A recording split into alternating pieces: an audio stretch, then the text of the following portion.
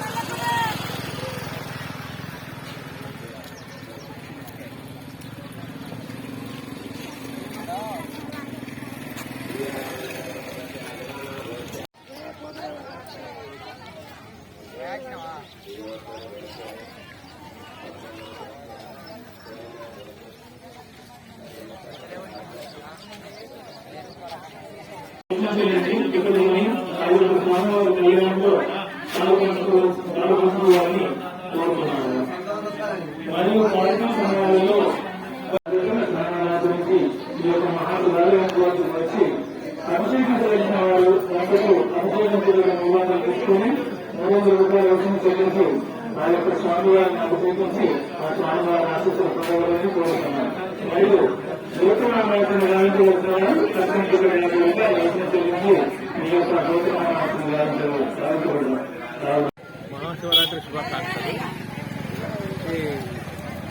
సందర్భాన్ని వినియోగించుకొని ఈ ఇక్కడ మన హైదరాబాద్ నుంచి అన్ని జిల్లాల నుంచి చాలా పబ్లిక్ సాయంత్రం 5 గంటల దాకా బాగా రద్దీ ఉంటుంది. ఇప్పుడే జనం అందుతున్నారు.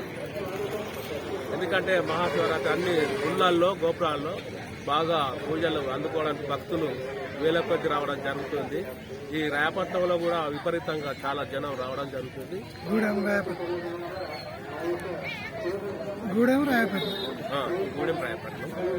ఓకే. మహాశివాలయం రాయపట్నం ఉంటుంది, మంచిగా ఉన్నది, గోదావరి పక్కనే. ఇది వచ్చే భక్తులకు చాలా అందుబాటులో ఉన్నటువంటి శివాలయం, పుణ్యక్షేత్రం. ఈ గోదావరి పక్కనే అటు గూడెం సత్యనారాయణ స్వామి దేవస్థానం, తర్వాత అయ్యప్ప స్వామి దేవస్థానం, సాయిబాబా దేవస్థానం. ఈ గోదావరికి పక్క చాలా గుళ్ళు గోపురాలతో విలసిల్లుతున్నాయి. ఈ దండపల్లి మండలానికి థ్యాంక్స్. ప్రజలు సుఖశాంతులతో ఉండాలని కోరుతున్నాను.